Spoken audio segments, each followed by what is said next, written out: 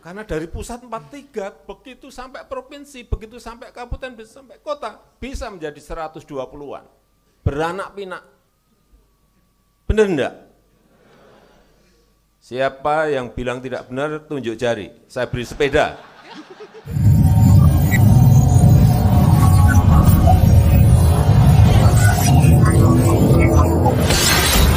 Selamat datang di channel ASN Amawak.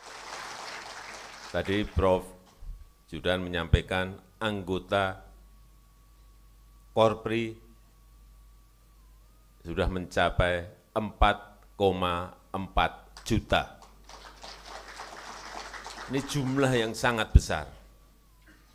Dan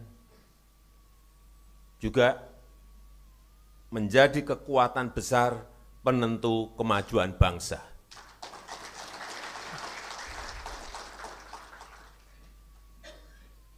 Partai boleh banyak, tapi yang melaksanakan, yang menentukan tetap Korpri.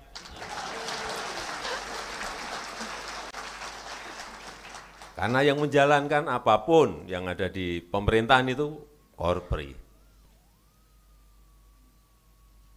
Jadi ibarat kendaraan, birokrasi ini mesinnya. Mesin. Betapa sangat pentingnya birokrasi itu mesinnya.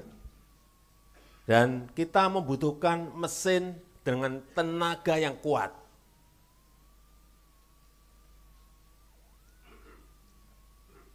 Yang efisien. Yang tidak menyebabkan bensin itu boros. Yang tidak segera panas, tidak mudah panas. Ngebut tapi adem terus. Yang dibutuhkan sekarang itu. Dan tahan banting karena perubahan dunia sekarang ini hampir tiap hari selalu berubah. Oleh sebab itu saya ingin ekosistem kerja ASN itu harus memacu. Ini sering saya sampaikan, harus memacu orang untuk berkinerja, memacu orang untuk berprestasi, memacu orang untuk berinovasi.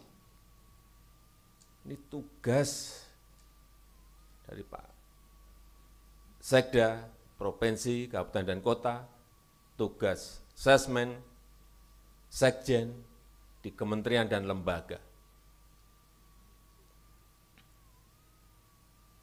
Saya sering sudah menyampaikan ke Pak Menpan RB, harus ada tolok ukur yang jelas, harus ada reward yang jelas. Jadi orientasi, jangan sampai kerja sampai tengah malam. Saya lihat, pernah saya ke daerah, saya lihat, ini kok kepala sekolah dan guru ini kerja sampai malam-malam, ini urusan apa, saya cek. SPJ.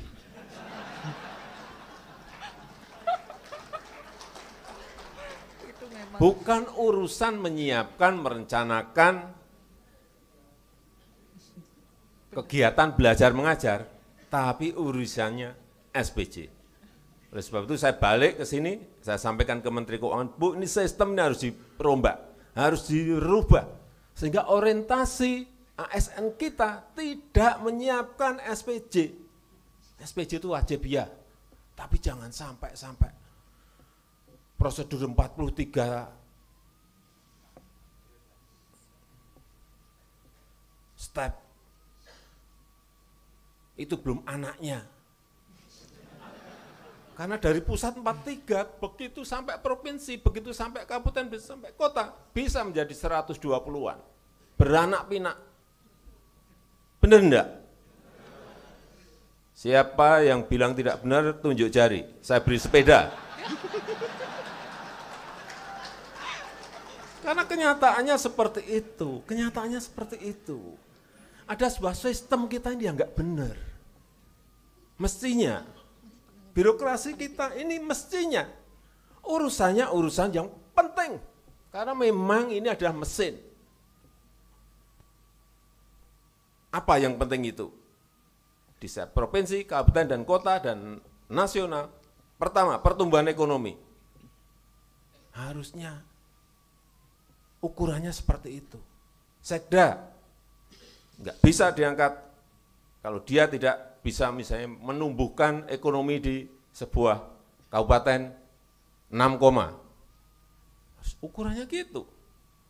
Bukan urusan apa, bukan ukurannya SPJ. Repot kalau seperti itu, kejebak ke dalam sistem seperti itu. Ukurannya lagi apa? Inflasi. Kepala dinas yang berhubungan dengan inflasi apa? Kalau inflasi tidak bisa di bawah 3, berarti nggak kerja. 3, kemiskinan. Ini yang dibutuhkan memang itu. Bukan kejebak pada rutinitas harian yang SPJ, prosedur. Itu Pak Menpan harus dirumuskan setelah undang-undang ASN jadi. Sehingga kita berubah betul. Karena dunia sekarang ini perubahannya sangat cepat sekali. Saya terakhir di G20 di India, ada 6 negara menyampaikan dan khawatir sekali dengan yang namanya AI, Artificial Intelligence. Sekarang sudah muncul lagi generatif Artificial Intelligence. Apa yang ditakutkan? Teknologinya ini sudah melesat maju, regulasinya belum siap, belum ada, sudah kemana-mana. Mestinya teknologi muncul, regulasinya disiapkan oleh birokrasi kita. Setiap muncul, siapkan. Kalau enggak siap, yang kena nanti seperti yang baru saja kejadian. TikTok Soft.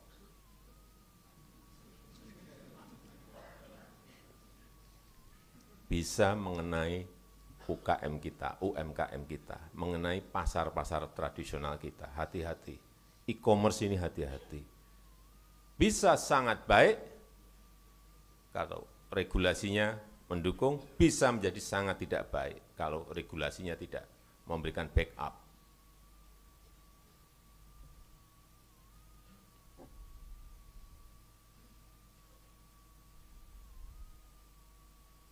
Itu mestinya tugas-tugas besar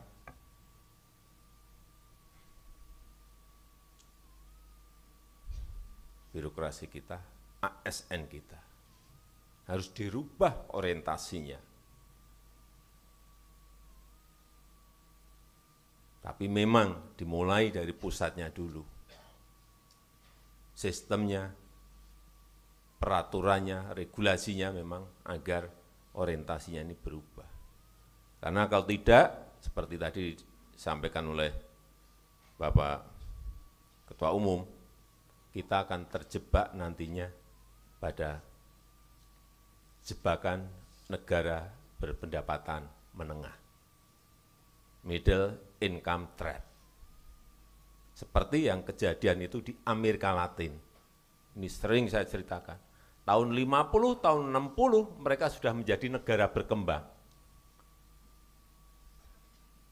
Tapi 50-60 tahun kemudian juga tetap menjadi negara berkembang. Sampai sekarang tetap menjadi negara berkembang. Padahal saat itu mereka diberi peluang untuk melompat menjadi negara maju.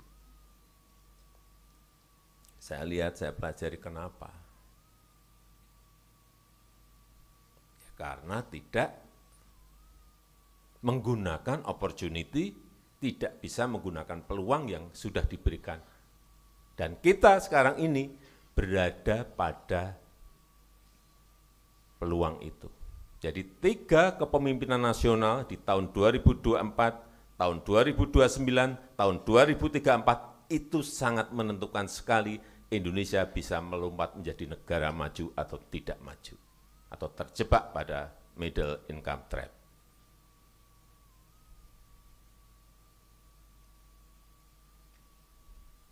Ini yang sangat penting untuk menjadi pemikiran kita bersama. Begitu kita tidak bisa memanfaatkan peluang di 3 periode kepemimpinan ini, ya kita akan tetap menjadi negara berkembang. Kalau kita tidak bisa merubah sistem yang ada menjadi lebih cepat, menjadi lebih baik, menjadi lebih efisien, ya kita akan terjebak kepada middle income trap.